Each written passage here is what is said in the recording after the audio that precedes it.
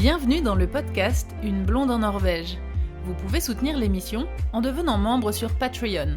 C'est une plateforme de financement participatif avec plusieurs niveaux d'abonnement. Vous avez accès à tout ce contenu exclusif à partir de 2 € par mois. Vous pouvez aussi faire un don unique avec PayPal. Le meilleur moyen pour faire connaître le podcast est d'en parler autour de vous et de partager les épisodes. Et surtout, vous pouvez laisser un avis avec des petites étoiles sur Apple Podcast et sur Spotify. Aujourd'hui, on continue avec Agathe qui nous parle de son livre Find Your Norway et qui vous donne plein de conseils pour bien préparer vos vacances en Norvège.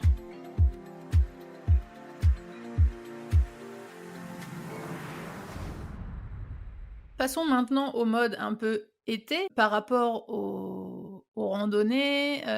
Qu'est-ce que tu conseilles de prendre? Comment bien s'équiper aussi? C'est une question qui revient souvent. Qu'est-ce qu'il faut emporter comme vêtements, comme matériel, sans être genre super équipé, avoir tout au top, mais qu'est-ce qu'on emmène? En fait, il faut avoir, un peu comme l'hiver, des vêtements pour tout type de météo. Pas forcément pour les différentes journées, mais au sein de la même randonnée. Parce qu'il peut faire super beau à un moment, il peut se mettre à pleuvoir, il peut se mettre à faire beaucoup de vent, il peut se mettre à faire très froid d'un coup.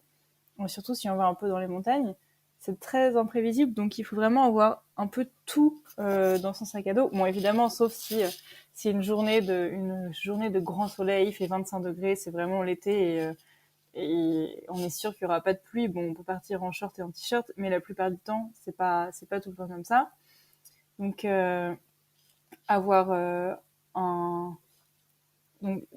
un peu comme on disait l'hiver, hein, donc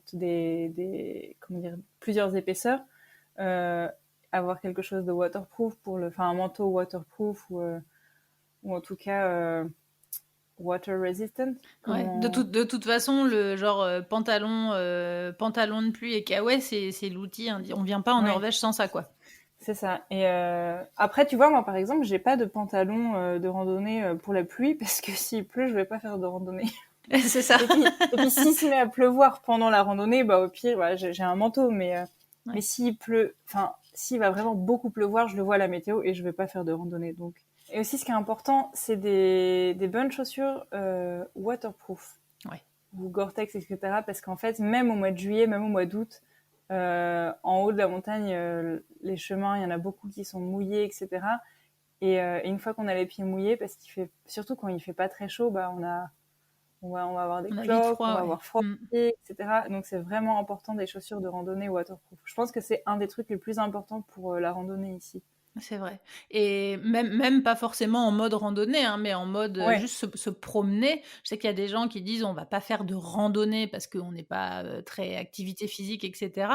Et qui sous-estiment aussi le côté chaussures pour être ne serait-ce qu'en ville ou aller sur des tout petits chemins, mais genre juste un petit point de vue. On a quand même très souvent les pieds trempés, quoi. Ouais, c'est vrai. Donc ça est très important. Donc je dirais ça, plusieurs épaisseurs d'habits et surtout pas de coton. Parce que dès qu'on transpire dans du coton, ça reste mouillé et on a froid. Donc le mieux, c'est la laine de mérino, mais ça coûte un peu cher, donc sinon du synthétique. Et voilà, plusieurs épaisseurs et une dernière épaisseur en manteau pour la pluie. Et même moi, parfois, j'utilise des gants et un bonnet l'été, hein, ça m'arrive. Moi, j'ai toujours des gants en tissu et un bonnet en tissu l'été, toujours. Donc bon, ça c'est si on va faire de la randonnée en montagne, si on reste en bas des fjords, pas forcément besoin, mais...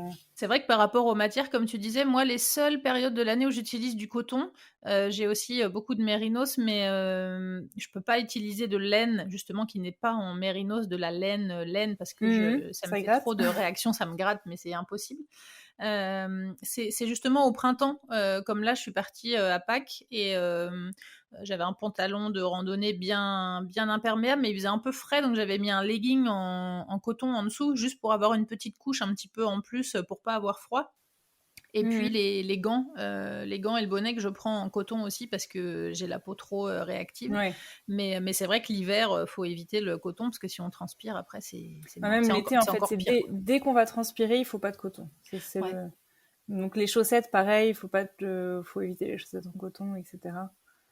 C'est juste si on transpire, quoi, parce du coup, on a rapidement froid. Pour donner une petite anecdote, pour mettre un petit peu en garde aussi pour votre sécurité, ça t'en parle aussi, hein, du côté sécurité pour les randonnées en Norvège.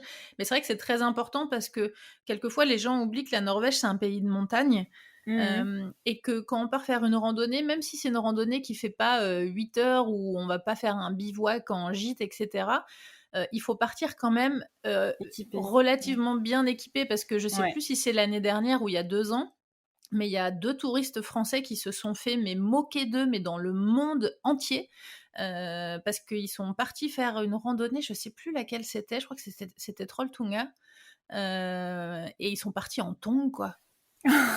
Et c'est 12 heures, hein, Trolltunga.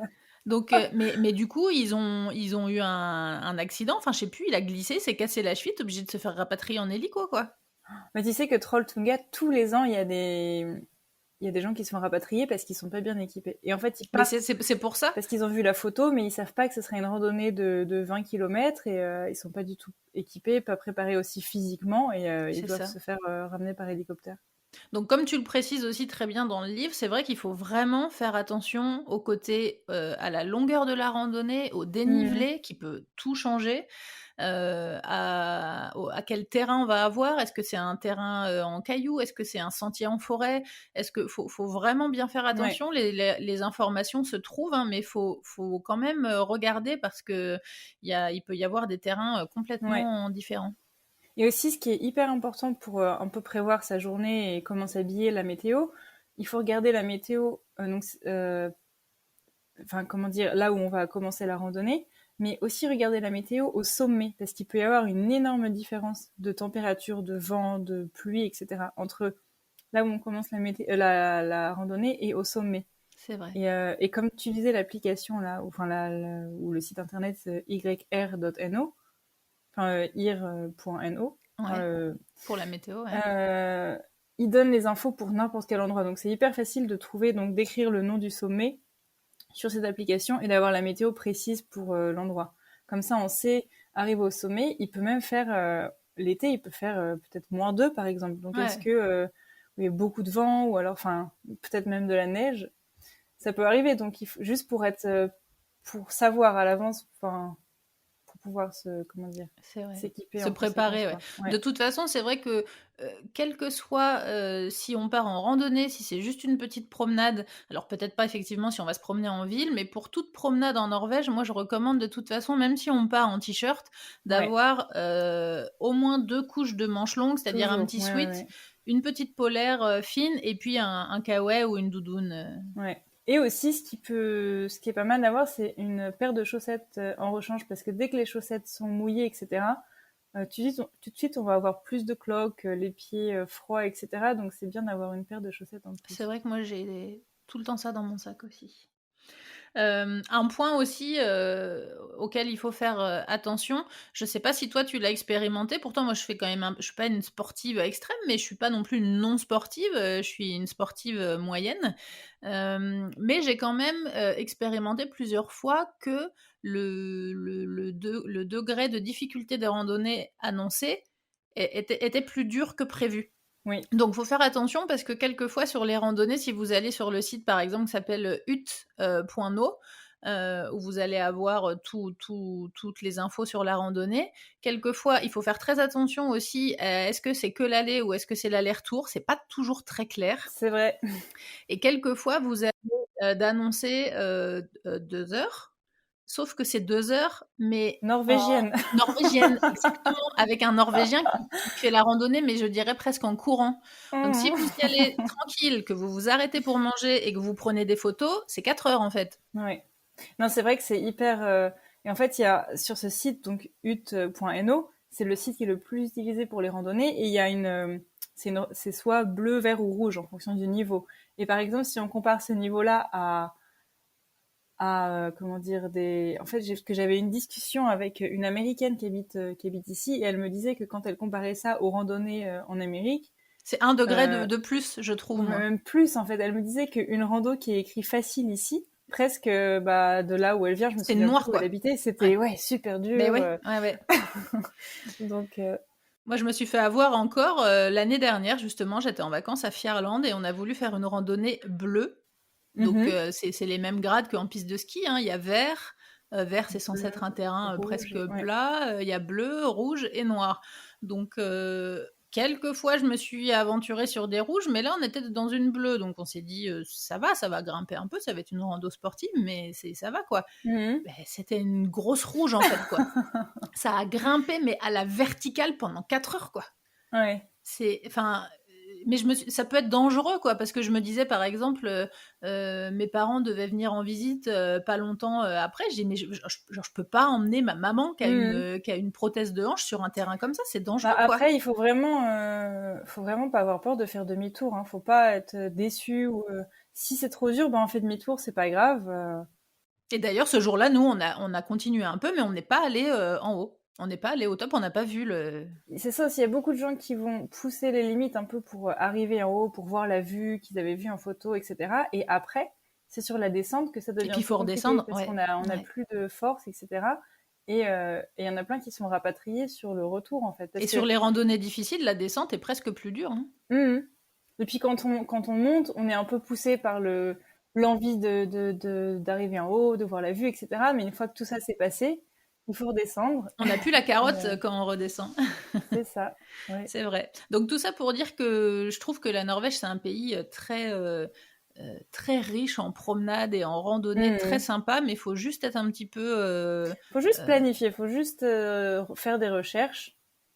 En fait, faut pas partir à l'aveugle, vraiment, faut pas partir à l'aveugle, quoi. Mais parce que j'ai l'impression qu'on est un peu négatif, tu sais, on va faire peur à tout le monde, mais faut pas avoir peur, faut juste faire un peu de recherche et Non, mais je trouve que c'est important de faire ces petites mises en garde parce qu'il y a ouais, plein de non, c'est gens. vrai. Moi, à chaque fois que j'aborde des termes comme ça, je reçois souvent des messages après des gens qui me disent mais merci Ouais, parce on que se je rendait savais pas pas compte. et ouais, ils Mhm. se rendaient pas compte et ils se seraient peut-être aventurés là-bas. Et Ouais. c'est pareil, faites attention aussi au côté sur les sites où c'est écrit promenade familiale. Ouais. Parce que promenade familiale, je peux vous assurer qu'un enfant norvégien, il fait pas la même chose qu'un enfant parisien. Ouais. Donc, moi, j'ai fait la randonnée du Gostat Open une fois, qui pour moi, enfin, elle est rouge hein, sur le truc. C'est quand même une grosse rando qui est pas très longue, mais je sais plus, c'est 4 heures de montée et 2h30, 3 heures de descente, mais qui est quand même, il y a des endroits un peu genre où il faut s'accrocher à des cordes, machin et tout. C'est quand même de la grosse rando. Sur le site, c'est écrit randonnée familiale. Et Hein. c'est promenade familiale. Donc, et les enfants Mhm. norvégiens, ils me grillaient, mais Ouais, mais c'est ça. ils couraient et tout parce qu'ils ont l'habitude, ils ont Ouais, toujours fait ouais. ça. Donc faites attention et vous aventurez pas non plus avec vos enfants en bas âge qui n'ont jamais marché sur une randonnée bleue ou rouge en Norvège, quoi. Mais après, le point positif de la Norvège, c'est qu'il y a tellement de montagnes, il y a tellement qu'en fait, on peut trouver des petites montagnes à 300 mètres au-dessus du niveau de la mer avec des vues incroyables sur les fjords qui sont pas très dures. Et où les En chemins fait, sont super c'est ça, bien balisés, bien, c'est des petits chemins de forêt qui sont c'est ça. très chouettes. Donc c'est juste, je pense qu'il faut être ouvert un peu à tout et pas être juste focus sur les endroits touristiques parce qu'il y a plein de randonnées qui sont super touristiques et connues parce que les vues sont incroyables, mais en fait on parle jamais du fait que le chemin est compliqué, etc. Bah Trolltunga par exemple. Donc il vaut mieux faire peut-être un truc moins connu et plus facile et en plus il y aura moins de monde et En avec plus, il une y en a vue tout tellement autant. partout des chemins de randonnée que c'est vrai que nous, ça nous est arrivé plein de fois de dire tiens, on est dans ce coin-là, il y a ce secteur qui est connu, on va chercher une marche dans ce coin-là, puis genre on trouvait pas, puis on s'est dit laisse tomber, on va On aller va prendre un ailleurs et tout. chemin, On va ouais. prendre un chemin, on va aller sur un chemin balisé, hein, évidemment, mais autre chose. Et en fait, c'était juste sublime et c'était trop bien. Le chemin était trop agréable, on était dans un petit sous-bois avec des. Enfin, donc vraiment, n'hésitez pas à chercher un petit peu autour des points que vous visez, un peu comme tu disais, hein, de ne pas aller au truc le plus Ouais. populaire, mais d'aller autour sur d'autres parcours, quoi. En fait, ce que je conseille, c'est d'aller sur le site ut.no ou alors sur l'application et d'aller sur la carte et en fait de regarder pour savoir où est-ce que les vues seront jolies. C'est pas compliqué en fait. Il faut qu'il y ait de l'eau et des montagnes. En général, c'est ça qui est beau en Norvège. Donc, il faut regarder un peu autour des fjords, enfin des endroits où il y a un peu des fjords, des montagnes. Et donc, il y a plusieurs filtres hein, sur la carte et activer le filtre. Je crois que c'est la ligne rouge qui montre tous les chemins et juste regarder s'il y a un chemin pas loin donc de là où on est, avec un peu un fjord ou une montagne, et regarder où le chemin commence, et puis tout simplement suivre le chemin en fait. Moi, j'ai trouvé plein de randos comme ça, juste en regardant la carte, en suivant un chemin. Parfois, bah, peut-être que ça mène à rien. Enfin, il faut un peu revoir ses plans, mais Et puis sur Google Maps maintenant, c'était pas comme ça il y a quelques années, mais là ça a été vraiment mis à jour. Vous pouvez, quand vous êtes dans une zone, zoomer et vous voyez tous les petits points de vue touristiques. Vous avez les ouais, petites icônes avec les forêts où il y a des petits sentiers. Vous avez des points de vue, vous avez le petit appareil photo, vous avez tout ce qui est un peu, s'il y a des tours, des espèces de forts ou des petits châteaux, tout ça c'est indiqué aussi. Donc n'hésitez pas à zoomer dans Google Maps pour aller voir un petit peu ce qu'il y ouais. a autour. Vous pouvez trouver des petits lacs aussi, des petits. C'est vraiment, allez-y aussi un petit peu au feeling, quoi. Ouais, mais c'est vrai que je reçois souvent des messages sur Instagram de gens qui me disent, bon, voilà, j'organise mon voyage. Est-ce que tu peux m'aider à, est-ce que tu peux me dire les endroits les plus beaux, les endroits secrets que tu préfères? Est-ce que tu peux me dire tout ça? Et en fait, je dis, mais enfin, tous ces endroits-là, enfin, je veux bien te donner une liste d'endroits, mais en fait, ça dépend en fait, non, parce qu'il n'y a pas C'est une au liste des hasard du 20 endroits les parcours, plus beaux, quoi. c'est au hasard, exactement, ça dépend aussi de la météo. Donc, moi, mon conseil, c'est juste de regarder la carte et de trouver vos endroits, entre guillemets, par vous-même. Et c'est pour ça que le Exactement. titre du livre, ça s'appelle Find Your Norway. Ouais. Trouver votre Norvège, en fait, en fait, Qui est je vous propre à apprends à, chacun, quoi. voilà, à trouver vos propres joyaux, quoi. Et c'est ça qui fait partie de l'aventure et c'est encore plus agréable de trouver des endroits où on est seul, qui sont magnifiques, plutôt que d'avoir suivi la liste des 10 endroits à ne pas rater et d'avoir tous les touristes, quoi.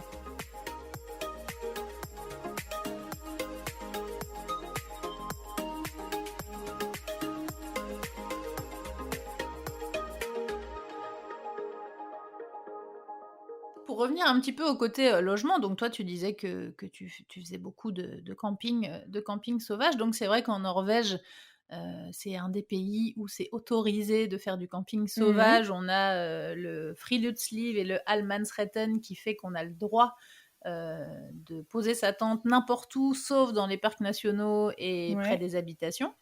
Donc ouais. c'est quand même super. Sauf que c'est vrai que encore une fois, pour mettre un tout petit peu en garde, c'est pas si facile que ça. Je trouve, hein, tu vas peut-être penser différemment, toi qui fais beaucoup de camping sauvage, mais je trouve que finalement, si on est un petit peu au moment des rushs, l'été, C'est pas si facile de c'est trouver pas un si endroit. facile que ça de trouver un endroit où poser sa tente. Ouais, je suis d'accord. En fait, c'est facile de trouver un endroit, on trouvera toujours un coin de... Enfin, il y a plein de forêts, etc. Mais de trouver un coin sympa où poser sa tente, avec une belle vue, ça, c'est pas facile. Ouais. C'est vrai. Et ben, je donne beaucoup de conseils dans le livre où j'explique comment lire bien la carte pour trouver... parce qu'en fait, il faut faire un peu des recherches, il faut bien lire la carte et trouver les endroits où ça peut être potentiellement intéressant pour mettre sa tente.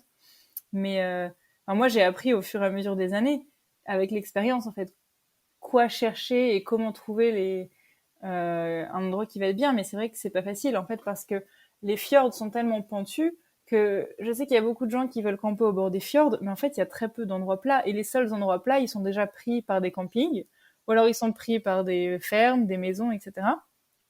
Donc c'est vrai que ça demande un peu de recherche, mais Surtout dans la région des fjords, en plus, si on est un petit ouais, peu ouais, ailleurs ouais, dans le ouais. pays où c'est plus plat, ça va comme tu le dis très bien autour de chez toi, autour de Trondheim, même s'il y a des régions montagneuses autour, c'est des montagnes moins abruptes, mais si on est dans où du coup c'est plus facile, un petit peu plus facile de trouver des endroits plats pour camper, mais c'est vrai que dans la région des fjords, c'est pas évident. Ça demande un peu de recherche, ouais. Et le plus facile, si c'est possible, si on a du matériel assez léger, en fait, c'est de partir faire une randonnée, pas forcément très grande, hein, peut-être un petit sommet à 400 mètres d'altitude avec son équipement, et comme ça, au moins, on est sûr qu'on pourra mettre sa tente, quoi. Mais tu vois, du coup, c'est là aussi où ça rejoint un profil différent. C'est que toi, tu as le profil, je dirais, de camping bivouac, où tu as la tente qui s'emmène, où tu es en mode je pars faire une rando et je campe sur la rando. Voilà, quand je campe, moi j'ai une tente qui ne se plie pas, j'ai une tente qui est ronde, j'ai du matos, j'ai une table de camping, j'ai des chaises de camping. Je suis en mode Bah oui, camping, donc du coup, moi je dois camper près de ma voiture. donc tu peux pas faire ça, ouais.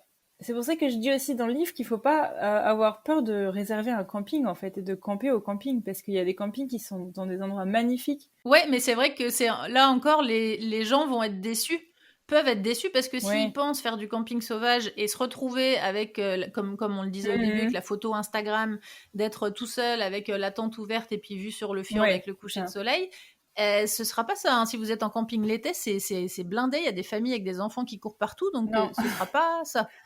Mais enfin voilà, après c'est possible de trouver des endroits, mais comme tu dis, ça demande un peu de recherche.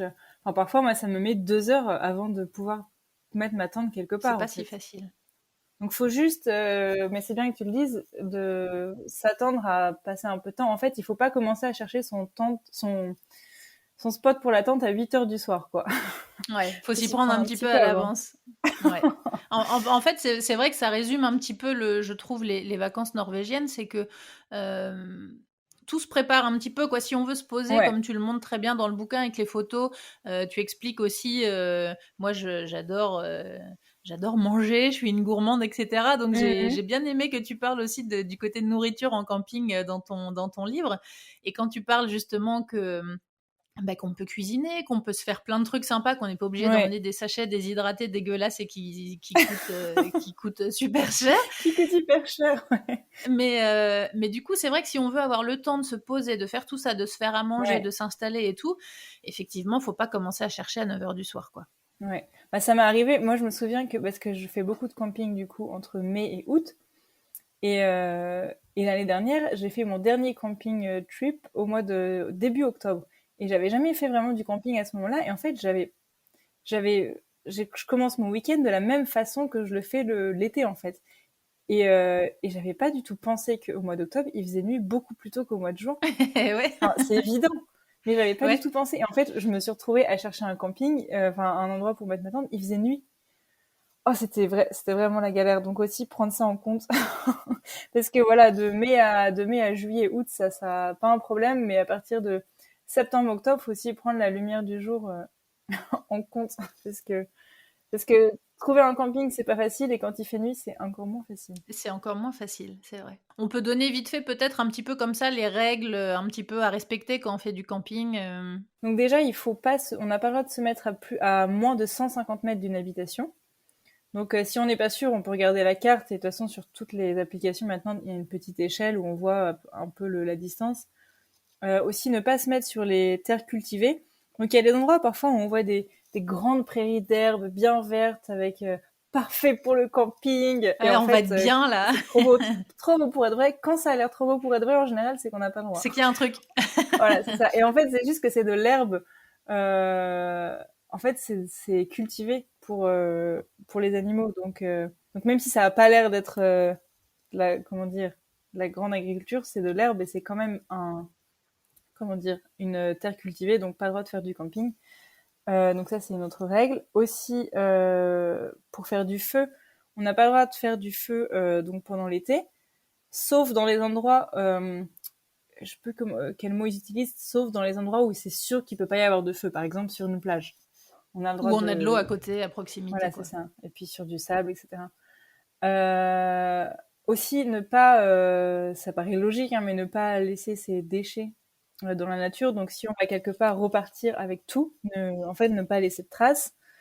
Et puis après, ça, c'est pas une règle écrite dans le Allemansrätet, mais si on veut aller aux toilettes, bah, faire un trou dans le sol et pas juste enterrer. laisser enterrer, en fait. Faire comme un chat.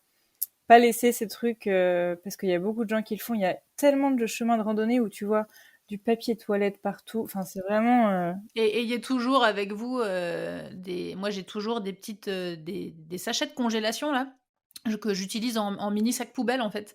Et si je vais aux toilettes dans la nature, bah du coup je garde mon mouchoir sale avec moi que je mets dans ce sac et que je jette plus tard quoi. Mais ne laissez pas vos papiers partout quoi. Ouais. Et pour ceux qui vont faire qui vont faire que du camping et que du coup on trouve pas toujours les toilettes et qu'on a besoin de faire la grosse commission, le mieux c'est d'avoir en fait ce qu'on recommande c'est d'avoir une pelle et de faire vraiment comme un chat quoi, de creuser un trou et puis de faire ses affaires et puis de tout recouvrir parce que au Lofoten par exemple, beaucoup de gens partent au Lofoten l'été en camping. Parce que c'est un peu connu pour ça et c'est des gens qui n'ont pas forcément fait beaucoup de camping avant donc ils savent pas forcément et maintenant il y a des endroits au Lofoten, j'ai vu des cartes où ils répertorient en fait la propreté des eaux. Et en fait, maintenant il y a je sais plus comment ça s'appelle, une bactérie qu'on retrouve dans le caca qui est à plusieurs endroits en fait sur les plages au Lofoten. Parce qu'il y a eu tellement, en fait, les gens, ils font caca n'importe où. Ils font leurs besoins partout, quoi. Ouais. Et quand il y a des cours d'eau, etc., pas loin, bah, même si le cours d'eau, il est à 3 mètres, ça peut suffire, en fait, dans le sol. Ce dont tu parlais tout à l'heure, Allemansrättet, c'est ce droit qui dit qu'on a le droit, tout le monde a le droit d'utiliser la nature. Donc, qui vient avec, c'est un droit et aussi des devoirs, donc, pour respecter, comme je disais, les 150 mètres, plus loin des habitations, etc. Et en fait, pour la première fois, dans l'histoire de la Norvège l'année dernière, au Lofoten, ils ont fait une règle contre ce droit d'accès à la nature. En fait, ils ont interdit le camping à certains endroits et c'est la première fois que ça arrive.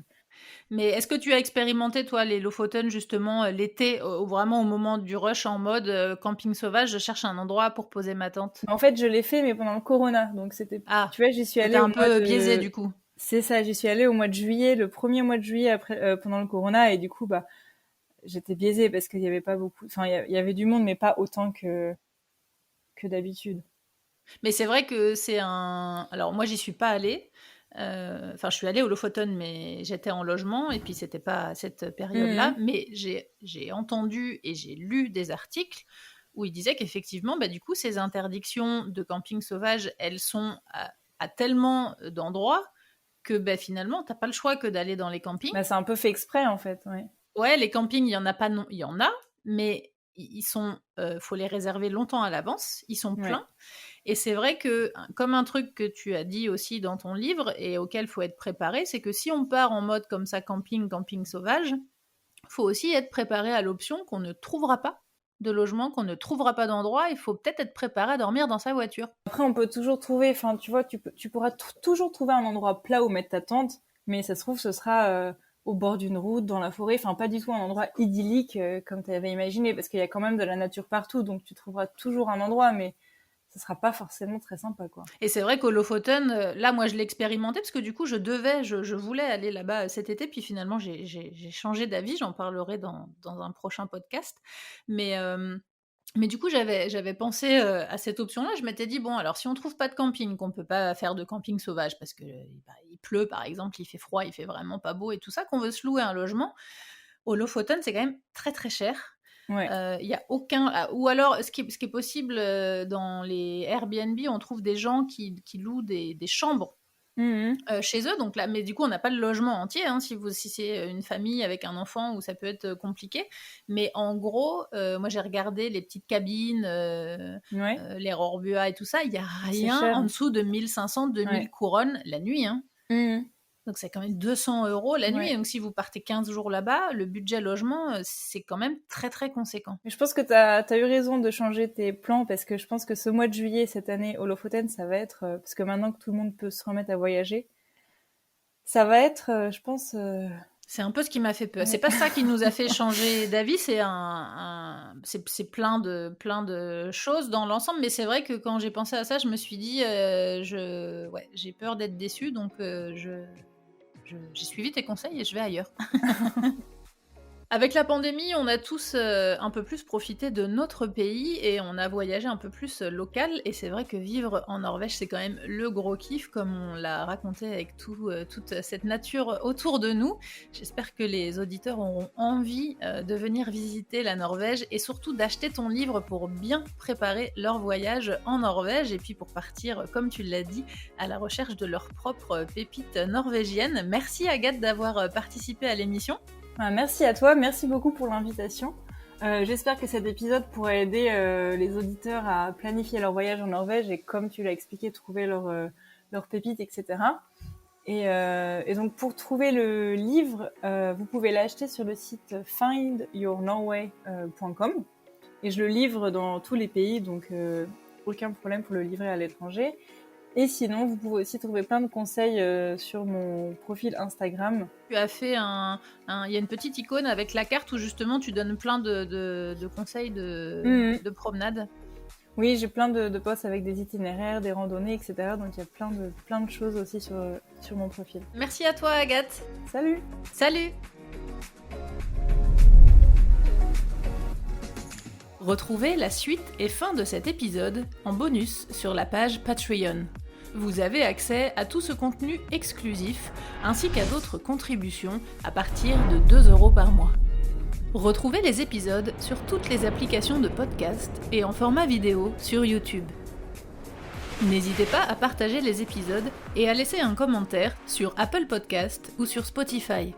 Merci à Louise, Eddie et tous les autres contributeurs qui soutiennent l'émission sur Patreon. À bientôt!